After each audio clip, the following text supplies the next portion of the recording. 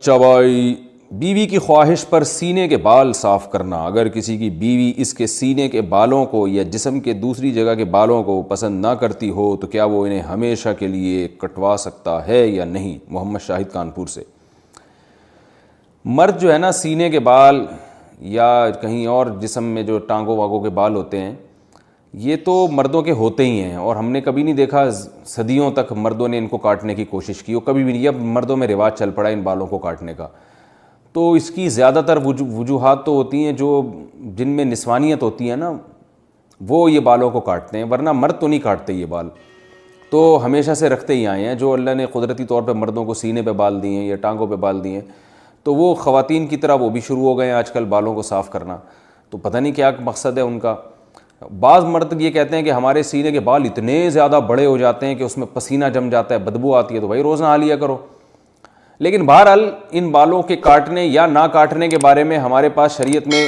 کوئی واضح حدیث یا قرآن کی آیت موجود نہیں ہے۔ اتنی بات ہے کہ تغییر خلق اللہ کی تخلیق کو بگاڑنا یہ حرام ہے۔ تو کوئی مرد اگر نسوانیت کے لیے، عورت بننے کے لیے، کہ میں لیڈیز تھوڑا ذرا سا ایسا چمکتا ہوا نظر آؤں، تو اس طرح عورت بننے کے لیے وہ یہ کام کرتا ہے، یعنی عورت تو نہیں بن سکتا، یعنی عورتوں کی تو نیت یہ ہوتی ہے نا کہ جو ہے وہ خوبصورت بننا، تو مرد اگر یہ کام خوبصورتی کے لیے کر رہا ہے کہ میں دیکھنے میں عورت جیسا نظر آؤں، خوبصورتی سے مراد نسوانیت والی خوبصورتی، تو پھر تو یہ بالکل حرام ہے۔ لیکن اگر اس کی کوئی اور مسلط ہے، جیسے باڈی بلڈر وہ اس لیے کرتے ہیں ان کو مقابلے میں اپنے کٹس وٹس دکھانے ہوتے ہیں، ہمیں تو یہ کام بھی بڑا بیہودہ سا لگتا ہے، لیکن خیر، تو کوئی اور نیت ہے یا پسینہ جم رہا ہے اس میں، اس نیت سے بال کاٹتے ہیں، تو ان کی بیگم کی خواہش ہے کہ بال کاٹو، تو شاید ان کو بدبو آتی ہے ان بالوں سے، تو اگر کوئی معقول وجہ ہے تو کاٹنے میں کوئی حرج نہیں ہے۔ لیکن میرا خیال ہے کہ یہ کام اتنا مزیدار ہے نہیں، پسندیدہ کام ہے نہیں، کیونکہ اس کا رواج جب مردوں میں آئے گا تو اور نسوانیت پھیلے گی اس سے۔ جائز ہے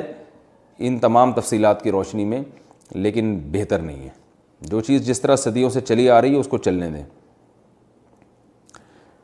ہاں، اگر سینے کے بال بہت بڑے ہوئے ہیں اور بیوی کو اس سے تکلیف ہوتی ہے تو پھر ایک الگ بات ہے، اس کو کاٹ سکتے ہیں۔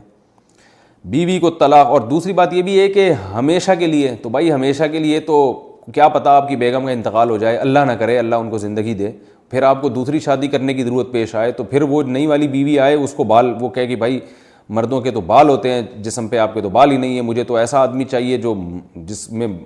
بال والا بندہ چاہیے، اور آپ فارغ البال ہو گئے، تو ہمیشہ کے لیے نہ کاٹیں، میرا خیال ہے